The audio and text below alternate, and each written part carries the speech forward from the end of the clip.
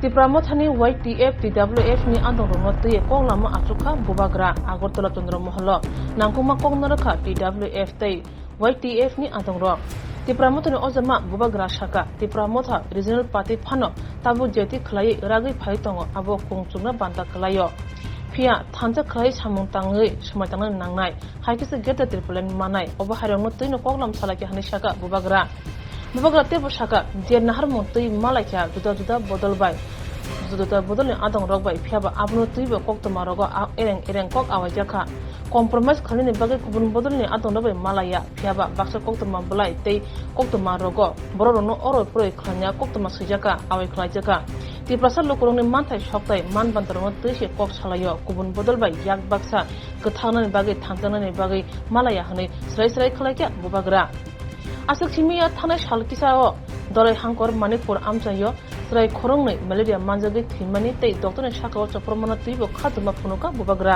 की लीक करें।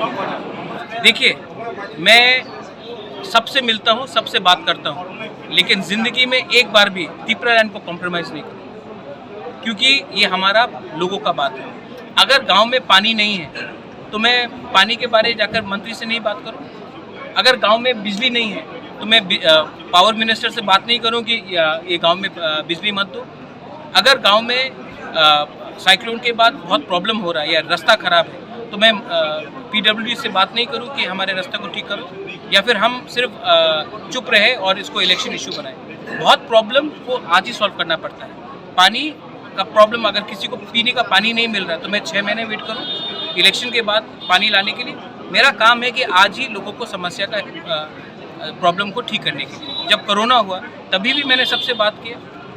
तो जो लोग न्यूज़पेपर जो छापते हैं ये अगरतला में 2-3 न्यूज़पेपर हैं उनको बहुत शौक है हमें तोड़ने के लिए, ठीक है।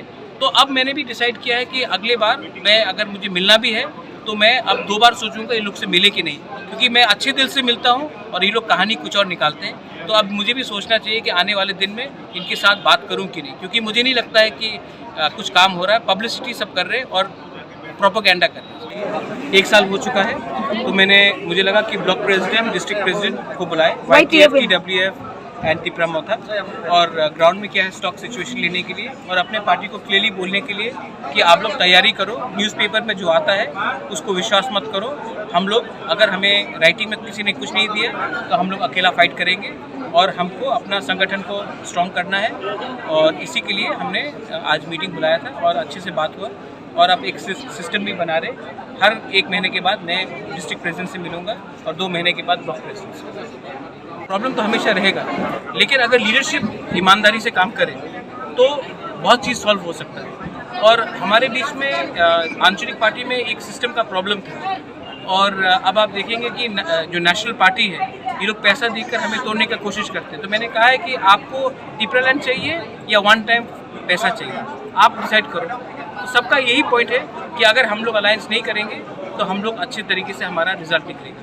तो मैं भी इसी बात से सहमत हूँ कि अगर हमें कोई राइटिंग में कुछ नहीं देता है तो हम लोग अपने तिपरा साहब को बेवकूफ़ नहीं बना सकते हैं, हम लोग अपने तिपरा साहब को धोखा नहीं दे सकते हैं और हम लोग दिखाएंगे। हम लोग तो छोटा पार्टी है लेकिन हमारे अंदर भी हिम्मत है, हम लोग भी दिखा सकते हैं कि हम लोग क्या करेंगे। जो मलेरिया से मरा है, malaria is a serious problem. मैं समझ सकता हूँ कि पेरेंट्स को बहुत दुख लगा होगा उनके बच्चे का मलेरिया का डेथ, लेकिन डॉक्टर को भी मारना ये ठीक बात नहीं है क्योंकि डॉक्टर भगवान का दूसरा रूप होता है और इसमें डॉक्टर क्या कर सकता था। अगर हॉस्पिटल में अगर इक्विपमेंट्स ही नहीं है या हॉस्पिटल में वो दवाई नहीं है तो और सीरियस मैटर है तो ऑब्वियसली उनको अगरतला आना पड़ेगा। तो जो भी हुआ है बहुत ख़राब हुआ है, बहुत दुख का बात है।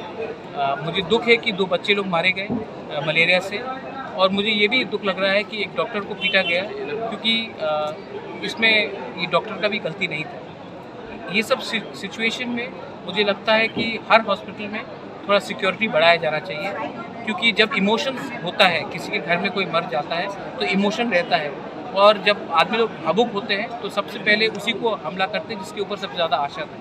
तो मुझे लगता है कि हर हॉस्पिटल में सिक्योरिटी ज़्यादा बढ़ाना चाहिए और मैं अपील करूँगा कि मलेरिया का जो प्रॉब्लम है ढलाई में सबसे ज़्यादा ख़राब है। मेनिंजाइटिस भी होता है, मलेरिया भी होता है। इस टाइम हम सबको एक होकर, प्रशासन को एक होकर सब एवेन्यूज़ देखना पड़ेगा कि हम मलेरिया का स्प्रेड कैसे कम कर सकते हैं।